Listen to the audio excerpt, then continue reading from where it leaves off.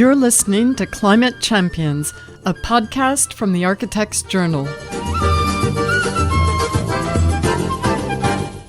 I'm Hattie Hartman, Sustainability Editor at the Architects Journal. In this episode, we are leaving France and we are traveling much further afield to interview our next guest. And I'm Hattie's co-host George Morgan, Director of 1.5 Architecture.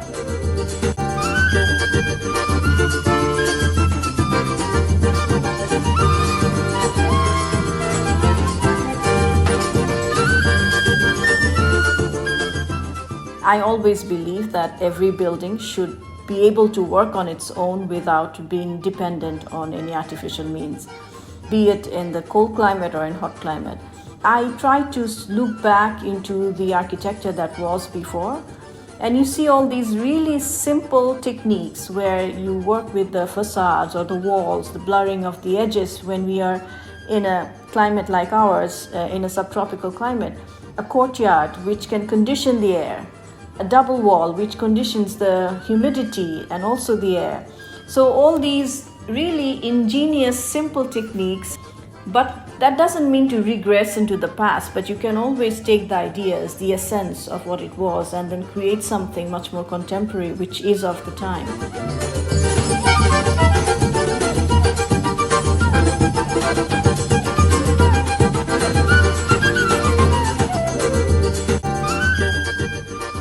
Today, our guest is Bangladeshi architect Marina Tabassum. We are speaking to Marina from her home in Dhaka, where it is 11 p.m. Marina suggested this late evening hour so that there would be less background noise from the city on the recording.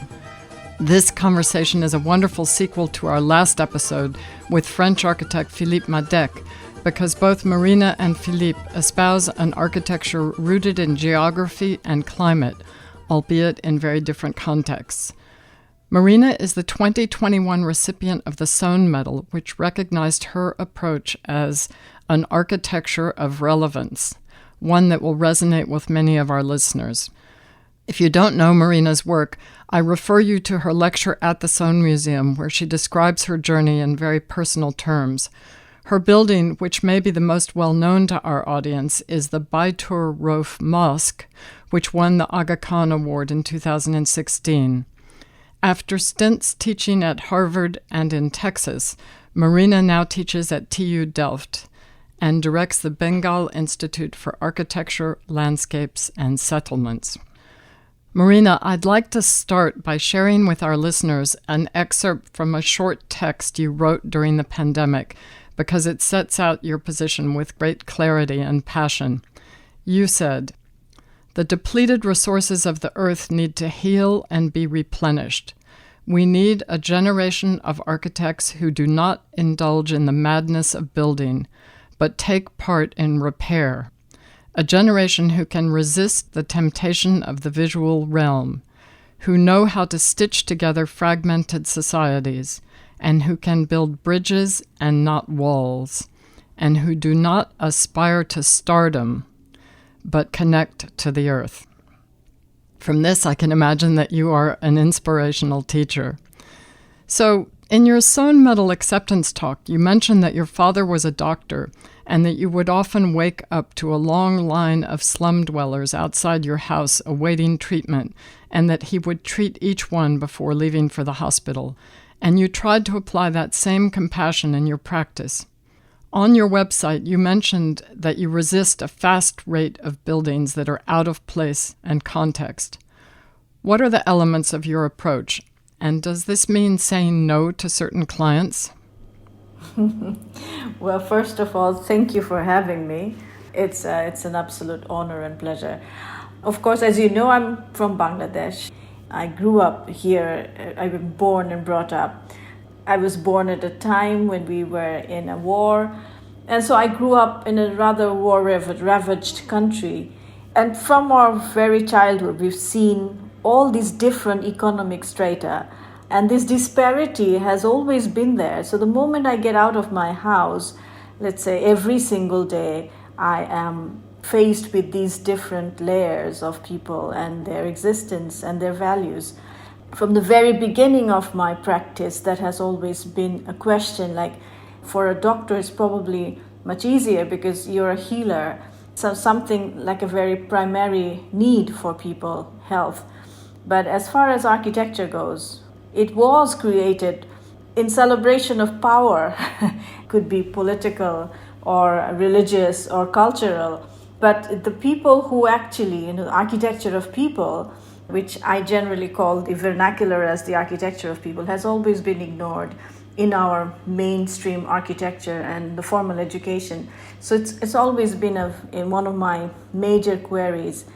How do we make ourselves available to people who do not really need us in that sense? I mean, as a profession, how relevant are we when we just cater our services to 1% of the people? So that has been a major concern, especially living in Bangladesh, where you see that there is people who live in houses where you cannot really call it a house. It's living in the minimum of subsistence. So that has been a question for a long time. But how do we do that? That's also, again, another question. Yeah. I think the position that we take is to be minimally intrusive, not to be too imposing, not to think of ourselves as saviors. We try to address this whole issue as respectfully, sharing knowledge in many ways, sharing our understanding and values with people. That's the premise we generally try to draw. And a lot of conversation, a lot of connection with people, trying to understand, and then trying to create something which is we call it a co-creation process, where everybody brings something to the table and then you create something. Everybody can own it. And that's where I think the whole idea of working with this 99% of people really works. Very soon after you graduated from the Bangladesh University of Engineering and Technology, you set up your first architecture practice, Urbana. And right from the start, you wanted to build a practice with a different ethos from the flashy, high-end developments appearing around Dhaka. What were your concerns when you were starting off on your career? Right. Well, I graduated in the mid-90s. Like everywhere else, Shanghai, Dubai, all these cities were booming out of nowhere. Instant cities in many ways. Instant buildings. I used to think that this is almost like fast food or something like a vending machine. You just put your money in and there comes out architecture. That really made me question, do I really want to pursue this as my path or my career as an architect?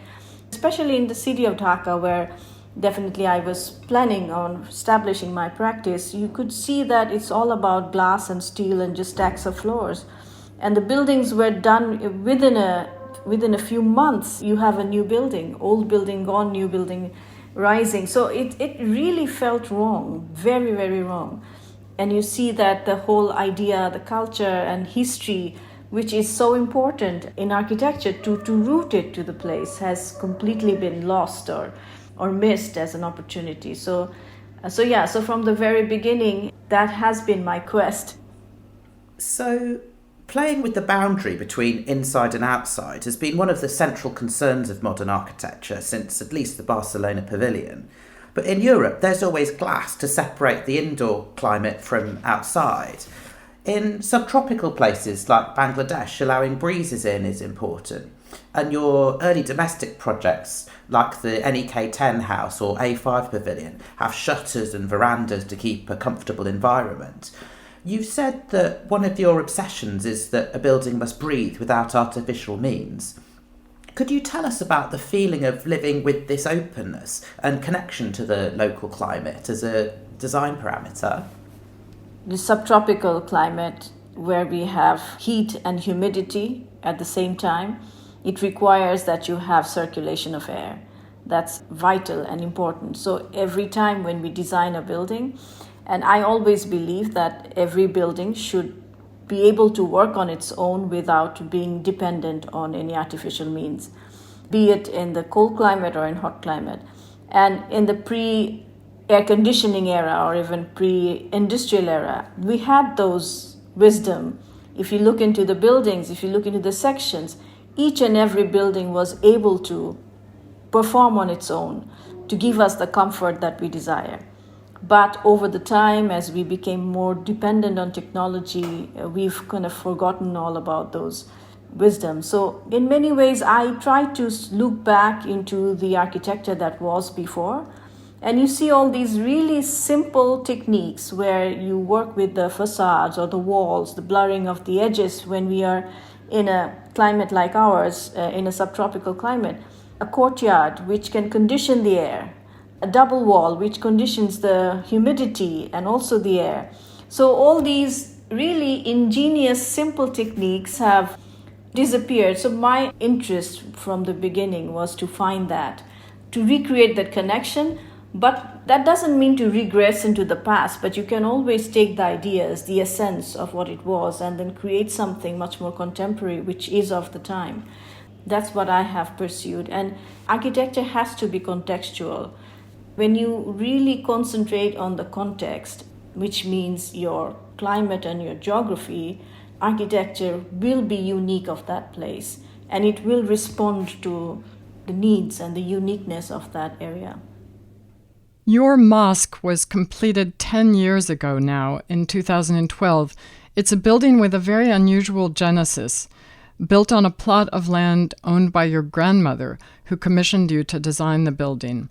And you've told this story many times, so I'm going to direct our listeners to links in the show notes to hear more about this beautiful project, which uses bricks and light and air to create a place devoid of overt religious or architectural symbolism.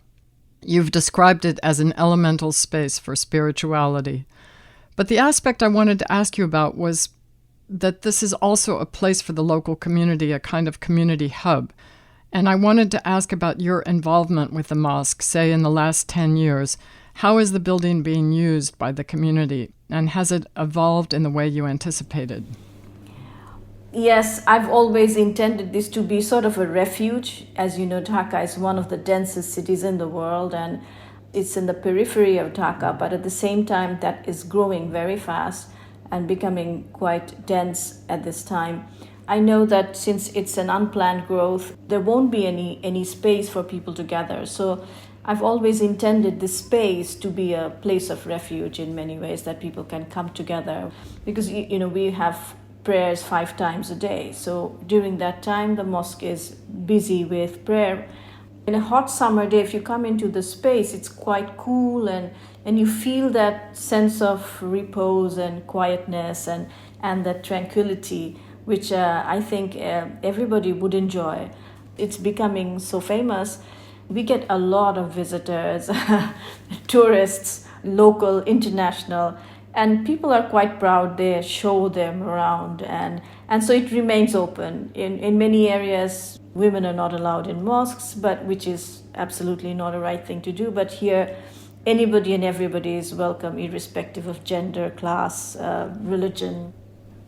Marina, you often work beyond the boundaries of architecture with geographers, landscape architects, planners.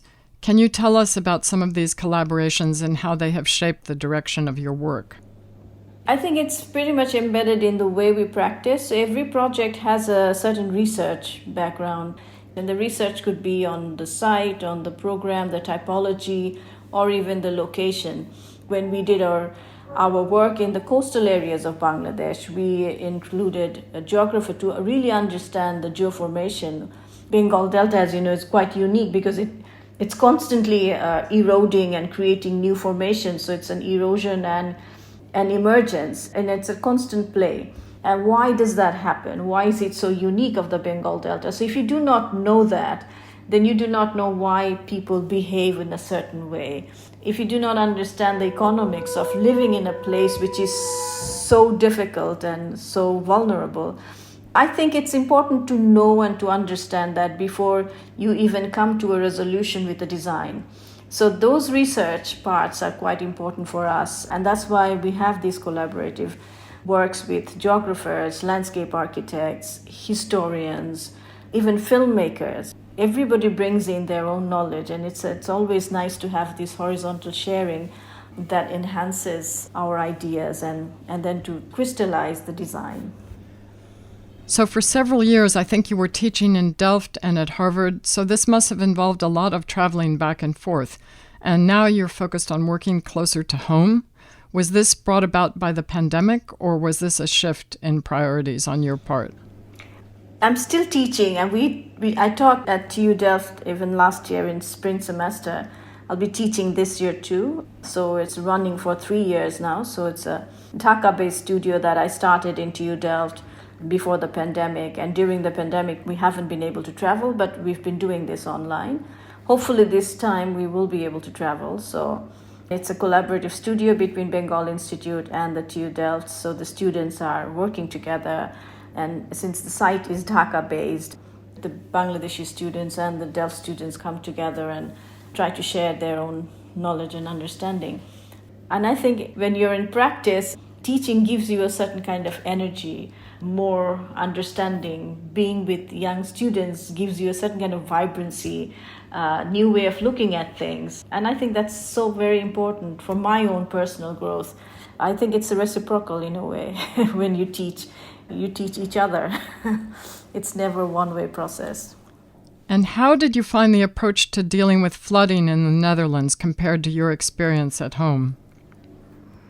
Well, we're both waterscapes. Both are deltas. Netherlands has dealt with it in a more engineering way. And whereas our approach was a coexistence, trying to negotiate with the ways of the water.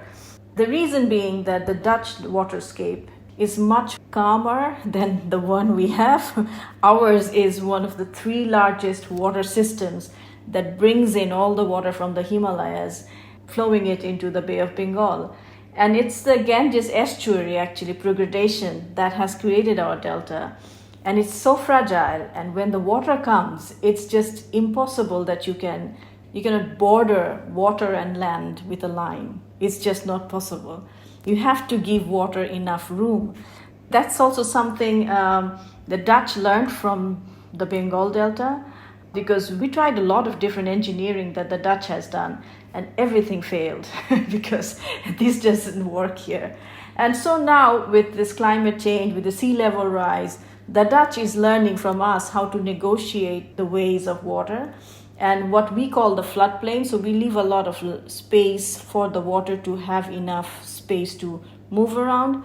The Dutch is also trying to take that as an idea, and they call it room for the water or the room for the river, which is, I think, very important because you cannot draw lines. It's just not possible. There is a lot of learning on both sides. I believe you've deliberately kept the size of your practice small. Can you tell us a bit about how you work and the current size of your practice? Yeah, I do keep my office quite small. I think it's a learning from my older practice. Didn't want to grow bigger than 10 to 12 people. At the moment, I think we are 10. The entire process is of collaboration. It feeds us with all the information and then the design comes. But most of the cases, the design would come from me as an initial sketch, which is important for me that I keep a certain understanding. So that's why I try to focus on maybe 4 to 5 projects maximum in a year when on the design table. And that's why we try to choose the projects, as you were mentioning, that a lot of projects we have to say no to. And we do say no to a lot of projects, actually. I want to take in projects which really excites me, brings a certain kind of challenge, which addresses a certain issue. So I try to be very selective about the projects we take in. So the work that you're doing in the Ganges Delta is very different from the context in which you grew up in Dhaka, in a very urban environment. How did you immerse yourself in this new context? And what can you tell us about some of the projects that you've been working on there? I believe you've been developing modular housing. Well, the practice took a turn maybe in 2013 or so when we started working in the resort project in the Delta. And that was probably the first time I was really out of my city life, going into a completely different location in my own country. We really spent a lot of time working with people, connecting with them, because I was not sure what to do there. It was such a dilemma, like how do you take your knowledge of architecture and build something there? So it had to come out of that land. So that was my query. And that created a connection, and it never really left me. And it was always this idea of how you can work with people, how you can make your practice and your service more, you can take it to people. So that was one way I thought, this is it. This is the reason. I try to learn myself a lot through these connections. And the Delta project, it definitely came out of the research that we were doing in the coastal areas for the Sharjah Triennial, inheriting wetness, what we call, and it was actually trying to understand the rights of the future generation in this very precarious landscape, which is constantly moving and it's very dynamic. And while doing that, we met a lot of families who are landless, homeless, living in these sandbars, and really felt that we need to do something about this, try to come up with certain ideas. And in these areas where we have this movement of land, people generally live in houses which are quite flat back anyway. So these are wooden frame and corrugated sheet. The moment there is land erosion, they take their houses down and they move it to a different location. So this is already there. So this mobile system already exists. But the mobile system is not so easy to move, much larger, and also not affordable for landless, homeless people. So we tried to come up with a very affordable, simple idea, which is what we call Khudi Bari, which Khudi means tiny and Bari means house. So this Khudi Bari project came about, which is about 300 to 350 pounds each house, with steel joints and bamboo structure, space frame structure, very simple, quite easy to move and dismantle and relocate. So this is what we tried to introduce, and started actually from the pandemic time when we didn't really have much work in the office.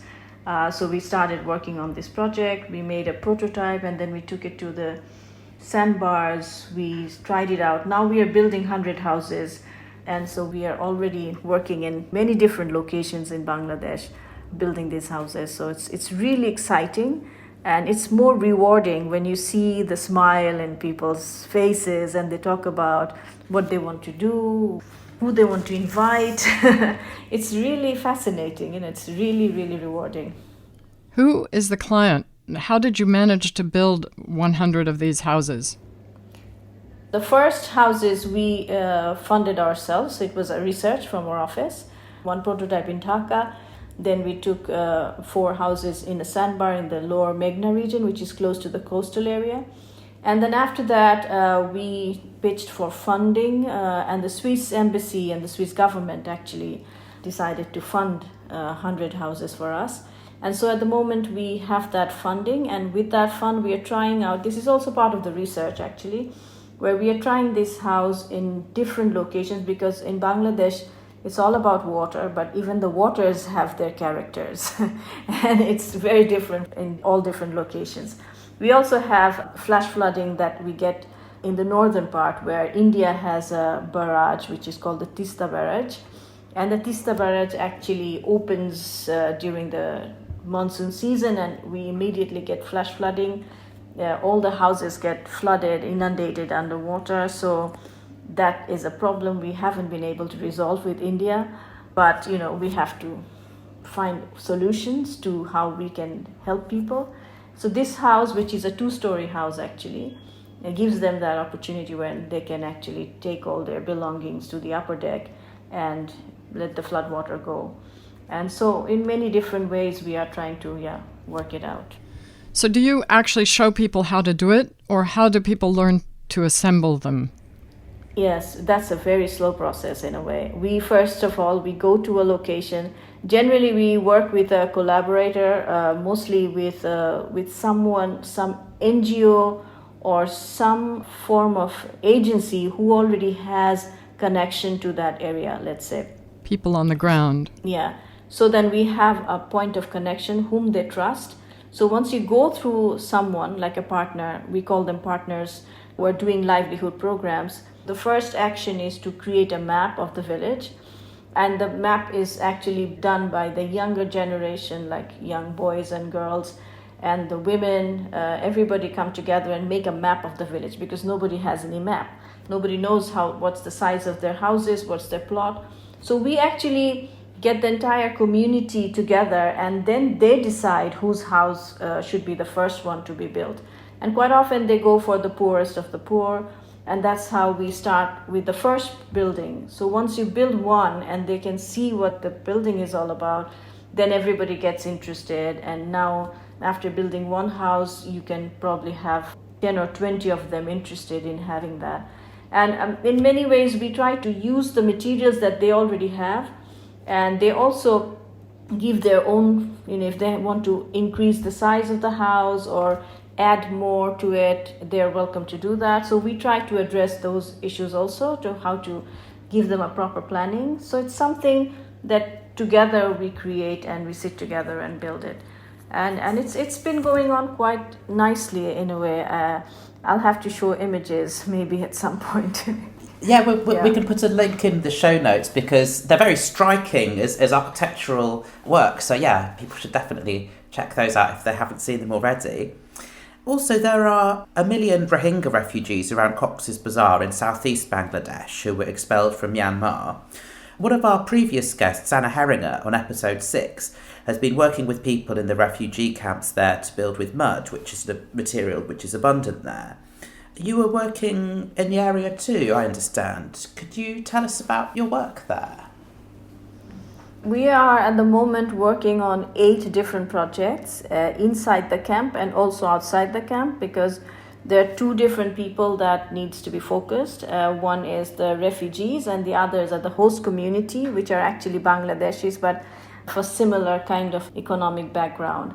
And what has happened is that because of this influx of 1 million people, the people who were there living, they are also feeling minority in many ways, because these were small villages and some of them even live inside the camps.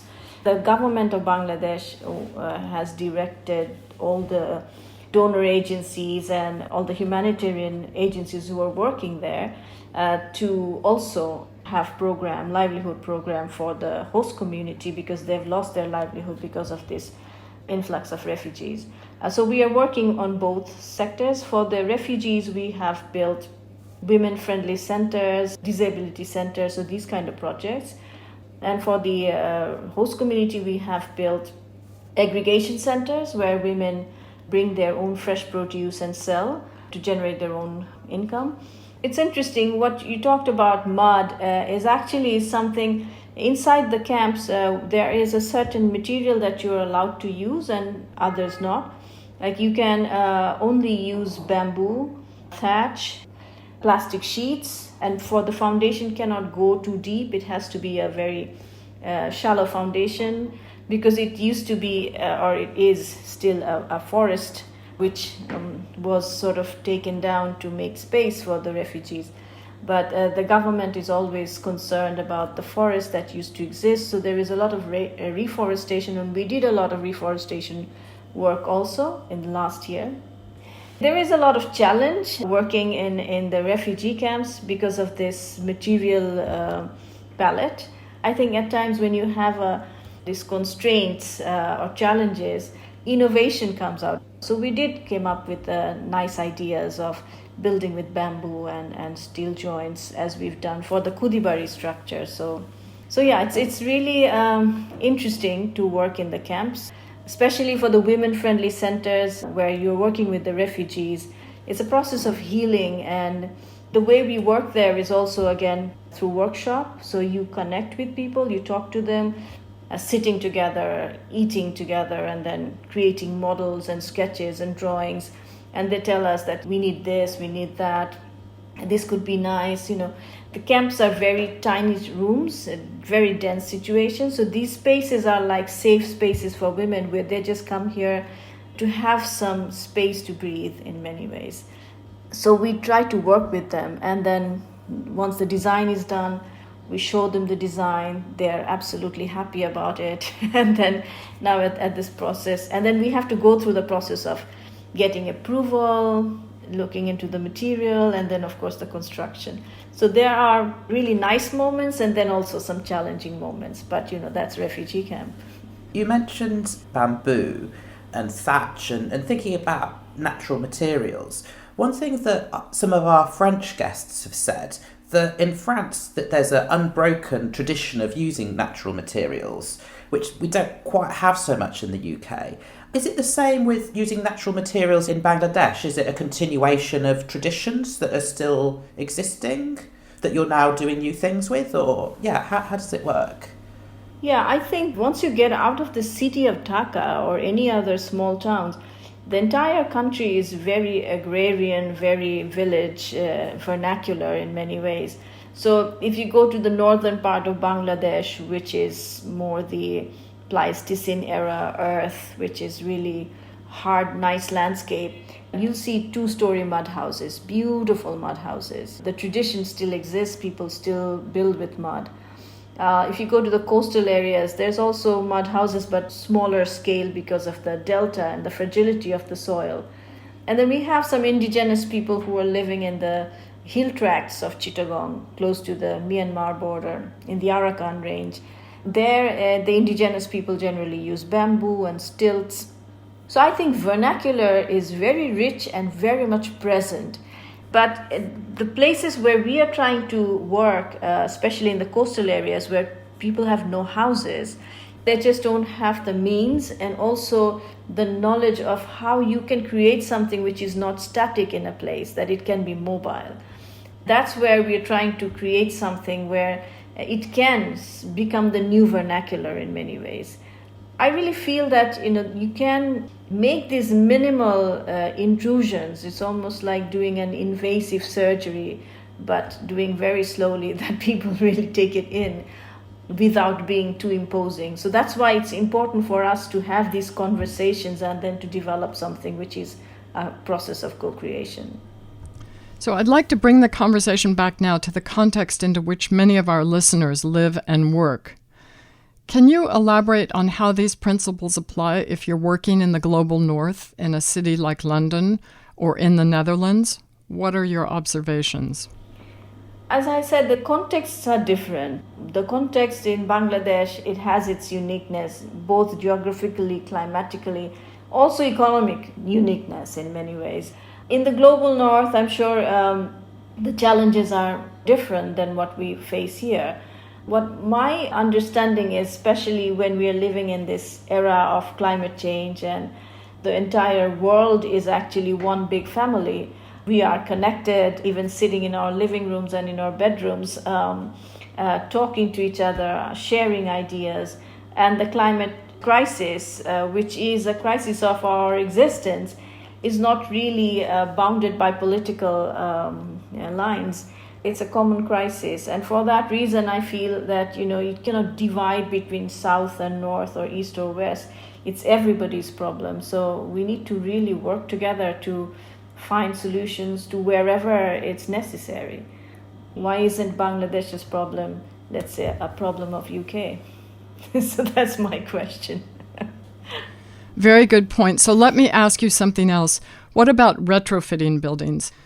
We have a big campaign on here at the AJ called Retro First, which has put the whole issue of the need to not demolish and to work with what we've got really front and center on the industry radar. Should we be building at all? And how does this apply in Dhaka? I can understand when you're working in the Delta that people need basic housing, but what about in a big city? Yeah. Absolutely. I totally agree. I mean, the lesser we construct, the better, I think. We need to really think of the profession differently. We need to really rethink the way we do architecture. There's so much has been built over the last few decades to build more. And especially in Bangladesh's case, we're taking up agricultural land, which I think is an absolute crime, because you're taking away food for the sake of making industries and whatnot. But in terms of the city of Dhaka, I have done a few retrofitting projects, recycling materials, and we've done that from the very beginning of our practice. But in the city of Dhaka, which is growing very fast, speculation is really high, and constantly the prices are going up in the land price. And so if you have a 2-story house and you can build a 12-story residential building there, you would definitely take down the 2-story building and build something there. And if you do not have proper policies, then there's no way of keeping these buildings from the colonial time or even from the Mughal times. So the older part of the city has been destroyed in many ways. You also see that a building which was built maybe 20 to 30 years ago, just because the rules have changed, now you can build higher, immediately they bring it down and build new. So that's something absolutely horrible, but there is no rule against it. But I am absolutely for retro first idea. Well, this still happens here in London too. Not to that extreme, but it's exactly the same phenomenon. What's your experience of the reuse of materials and waste streams? Is that something you've been working with? We've worked with a lot of materials which we tried to reuse. As I was mentioning, that there were a lot of buildings that were torn down in the older part of the city. We took those older bricks and we've reused them. We've reused stone, which were sort of thrown away, and so basically you try to take these materials and reuse them in buildings. But I think the problem is far greater than just reusing. It's also about understanding how we source material.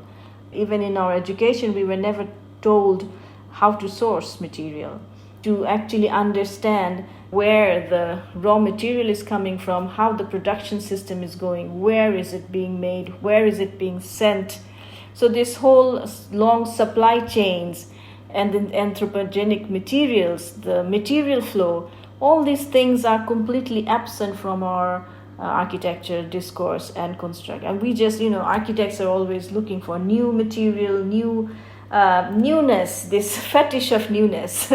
That needs to be really rethought and re-understood, because the stockpile of waste is increasing everywhere. Every country has an enormous stockpile of waste, not just construction, but all kinds of stockpile of waste, which is not sinking back into the system.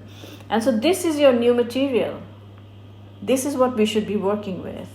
And that needs to be a collaborative way of working, I feel. We need to have collaboration not just between architects, but also from all different sectors to come up with ideas how we can make use of this stockpile of waste, which can then sink back into the system. Because one thing you must remember is that recycling is actually prolonging the shelf life. At the end, it has to go back to sink back to the earth, which is not happening. So there's a lot to do, a lot of conversation, I think, around this. We touched on education there, and we talked about your teaching at Harvard to Udell. Do you think architectural education today is fit for purpose in an era of climate emergency? I think the paradigms are shifting in this era of pandemic, now with a new war. Who knows where it's going? And the climate crisis is there. The paradigm is shifting from industrial era to a more digital technological era. And with all these issues that we are dealing with, the education system definitely has to change. There are many universities and schools who are trying to address it, but I think it needs to be far more than just adding a course here and adding a course there, sending students to a third world country or to the south to have some understanding.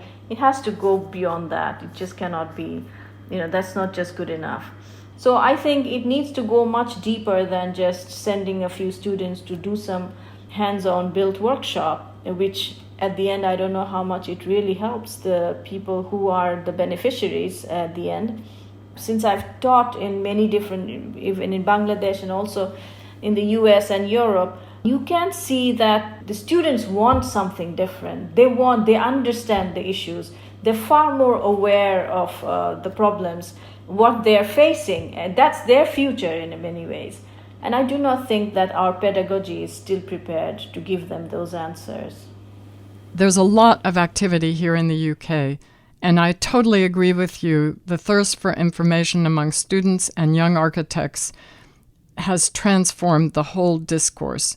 it's changed in the last 3 to 4 years, and the schools are playing catch-up, but they need to catch up fast. And we can't wait also for the students to be at the top of their careers. We have to solve these problems as soon as possible. Marina, you've recently been shortlisted as part of a team with John McAslan Partners for the LSE building. So tell us about that. How did that collaboration come about? Yeah, that's interesting. Well, it was after the Soane Medal. I was in London for a few days, spending time with my brother and his family. That's when John gave me a call asking me if I would be interested in collaborating. I said, well, why not? Let's see. I've never shied away from opportunities that came my way. I never plan anything, but if there's something that comes my way, I try to take that on and push my limits. So why not? So I went and saw the site. It's a nice building.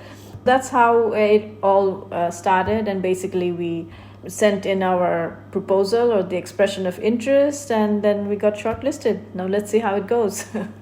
Exciting. And what else is in your pipeline coming up this year? Yeah, well, as I mentioned that we have these 100 houses to build, which we are doing actually through a foundation that we have created, which is the Foundation for Architecture and Community Equity. In short, we call it FACE Bangladesh. And so they're doing the 100 houses. We are also working in the refugee camps. We have several projects running at the moment. But we are also designing 2 residential buildings here in Dhaka, high-end, by the way. So yeah, I mean, it's interesting the fact that one house has 30,000 taka per square feet and the other house costs 30,000 taka. So that's the extent. But you need to do those projects too, because you have to run your office, and also we get a set, being architects, we do want to do nice buildings as well, if the opportunity comes our way. So there are a couple of different projects. We are designing or building a mosque actually, which is towards completion. So yeah, a lot of projects going on at the moment. Thank you very much, Marina. That was just wonderful. It's fantastic to hear what you're doing. I lived and worked in Brazil, in the satellite cities of Brasilia, for a few years after I finished my degree. And so while I don't know anything about working in a delta, I do have some notions about very basic shelter needs. And the work you're doing is so worthwhile and so needed. We will look forward to following how the first 100 houses go and what comes next. Thank you so much. Thank you. No, absolutely. Thank you. Yeah.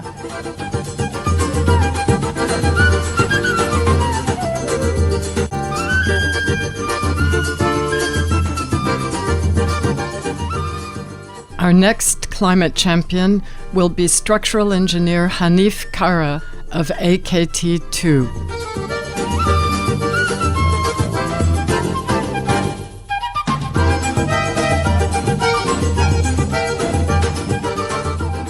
If you're enjoying Climate Champions, please rate us and subscribe on your favorite podcast platform. It helps people find us so we can build an audience. You can find the show notes for this and previous episodes at architectsjournal.co.uk/podcasts. Thanks for listening.